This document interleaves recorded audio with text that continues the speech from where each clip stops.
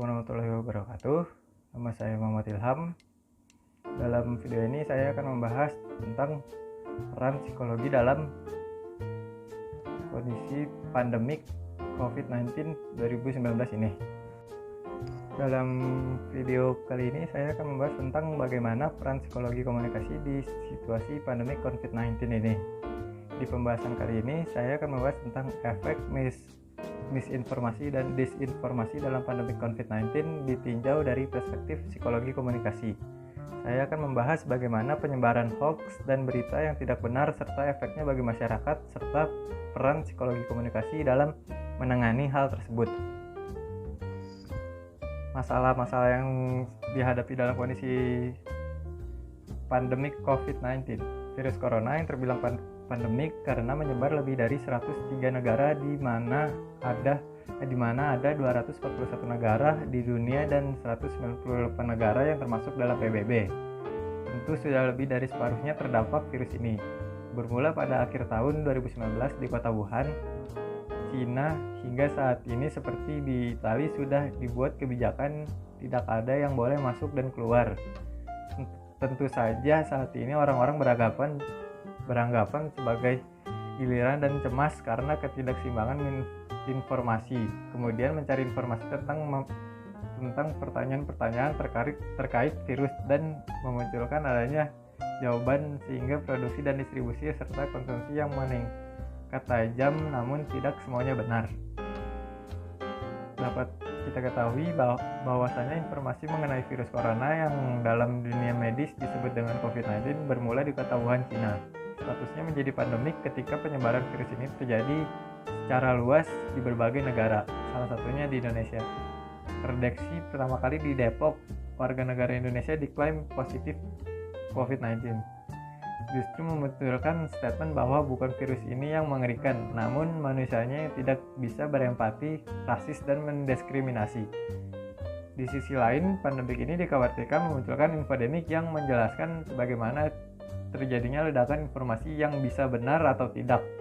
Penyebaran informasi yang dinilai tidak matang menarik perhatian publik, seperti contoh bahwa dikatakan oleh IDI atau Ikatan Dokter Indonesia sebagai orang sehat tidak perlu menggunakan masker, namun ada baiknya di dalam keramaian kita tetap menggunakan masker.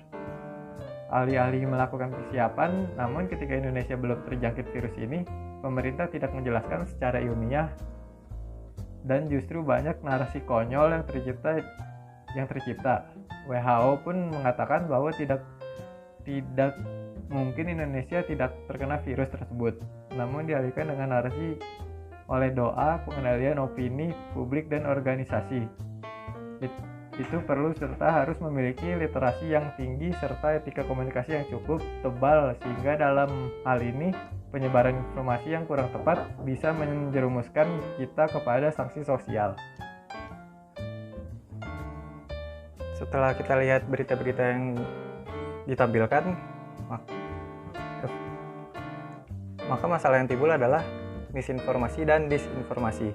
Lalu dari masalah tersebut ada efek yang ditimbulkan, yaitu dalam kondisi saat ini banyak masyarakat yang mendapatkan dan menyebarkan informasi yang tidak benar dari peristiwa tersebut dan akhirnya menimbulkan kecemasan di masyarakat. Dalam hal ini saya akan menjelaskan apakah kecemasan itu. Kecemasan merupakan respon individu terhadap suatu keadaan yang tidak menyenangkan dan dialami oleh semua makhluk hidup di dalam kehidupan. Menurut Freud, kecemasan merupakan fungsi ego untuk memperingatkan individu tentang kemungkinan datangnya suatu bahaya sehingga dapat disiapkan reaksi adaptif yang sesuai. Kecemasan sendiri berfungsi sebagai mekanisme yang melindungi ego karena kecemasan memberi sinyal kepada kita bahwa ada bahaya dan jika tidak dilakukan tindakan yang tepat, maka bahaya itu akan meningkat sampai ego dikalahkan. Dan umumnya seorang yang mengalami kecemasan biasanya tidak bisa fokus pada suatu hal, sulit berkonsentrasi dan tidak bisa merasa santai. Kecemasan menurut Freud itu terbagi menjadi 3, yaitu kecemasan realitas objektif, kecemasan neurosis, dan kecemasan moralitas. Saya akan membahas tiga-tiganya. Yang pertama ada kecemasan realitas objektif. Suatu kecemasan yang bersumber dari adanya ketakutan terhadap bahaya yang mengancam di dunia nyata. Kecemasan seperti ini misalnya dalam dunia kerja ketika seorang akan dimutasi dari tempat kerja sebelumnya, kemudian ia beranggapan tentang adaptasi lingkungan di tempat barunya. Sama seperti pada saat situasi pandemi COVID-19 ini. Banyak statement-statement yang muncul sehingga mengakibatkan opini-opini pada masyarakat yang tidak dibarengi dengan info-info yang valid, sehingga masyarakat menjadi panik dan resah. Berkaitan dengan lalu lama-kelamaan akan membuat seseorang merasa cemas, dan kalau berkelanjutkan akan bisa membuat seseorang mengalami depresi ringan. Lalu kecemasan neurosis. Kecemasan ini mempunyai dasar pada masa kecil, pada konflik antara pemuasan instinktual dan realitas. Anak biasanya dihukum karena secara berlebihan mengekspresikan impuls seksual atau agresifnya. Kecemasan atau ketakutan untuk berkembang karena adanya harapan untuk memuaskan impuls tertentu.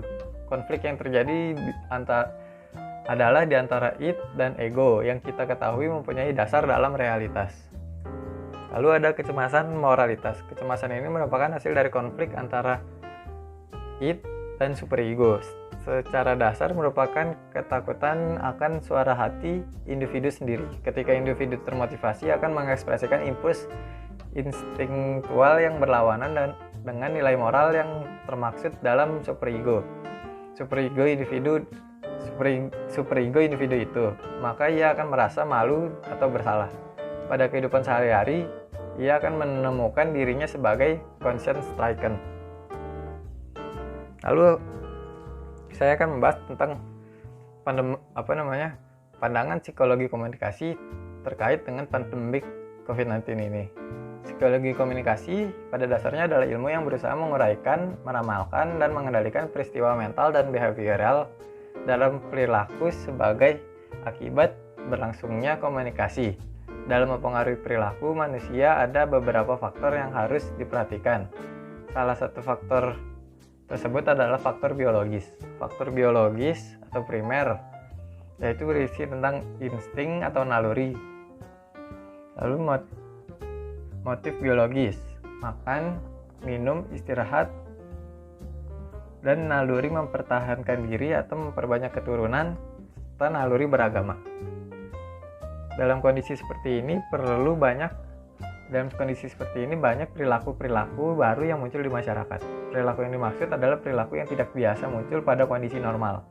Perilaku ini bisa muncul karena berbagai hal. Dalam bagian ini saya akan menjelaskan bagaimana dan kenapa perilaku itu bisa muncul. Bagaimana pandemi COVID-19 mempengaruhi perilaku manusia? Yaitu ada dua, suasana perilaku atau behavioral setting, lalu stimuli yang mendorong dan memperteguh perilaku. Suasana perilaku, lingkungan dibaginya dalam beberapa satuan yang terpisah yang disebut suasana perilaku. Pesta, ruang kelas, rumah ibadat, pemandian, bioskop adalah contoh-contoh suasana perilaku. Pada setiap suasana terdapat pola-pola hubungan yang mengatur perilaku orang-orang yang di dalamnya. Seperti di masjid orang tidak akan berteriak keras, seperti dalam pesta orang tidak akan melakukan upacara ibadah. Jadi, lalu stimuli yang mendorong dan memperteguh perilaku. Berdasarkan penelitian psikologi sosial seperti Prediction Price dan Beaufort tahun 72 meneliti kendala situasi yang mempengaruhi kelayakan melakukan perilaku tertentu. Ada situasi yang memberikan rentangan kelayakan perilaku behavioral seperti situasi di taman dan situasi yang banyak memberikan kendala pada perilaku. Lalu sampai pada kesimpulan, dalam situasi seperti ini banyak masyarakat memakan informasi secara mentah-mentah dan tidak mencari kebenaran atas informasi tersebut. Karena informasi itu banyak, dari mereka yang mengambil langkah yang tidak benar. Karena ini dilakukan secara masif sehingga mempengaruhi lingkungan mereka dan menyebabkan individu yang seharusnya bisa berpikir secara netral namun melihat lingkungan mereka sehingga mereka terbawa dan melakukan perilaku tersebut. Dalam kondisi Seperti ini, peran psikologi dibutuhkan untuk mengurangi informasi yang salah dan menyesatkan agar tidak terjadi kepanikan di masyarakat. Dalam psikologi komunikasi, kita mempelajari bagaimana cara komunikasi yang efektif dan memiliki efek terhadap lawan bicara. Dari sini kita bisa membantu mengurangi efek pandemi COVID-19 secara mental dengan membantu masyarakat memilih informasi yang benar dan mensosialisasikan protokol yang benar agar tidak terjadi kepanikan. Ya, selesai sudah pemaparan terkait dengan yang telah saya bahas. Semoga kita dapat terus mencegah terjadinya rantai penyebaran virus ini dengan pola hidup yang sehat, jaga jarak, dan di rumah saja. Sekian dari saya. Wassalamualaikum warahmatullahi wabarakatuh.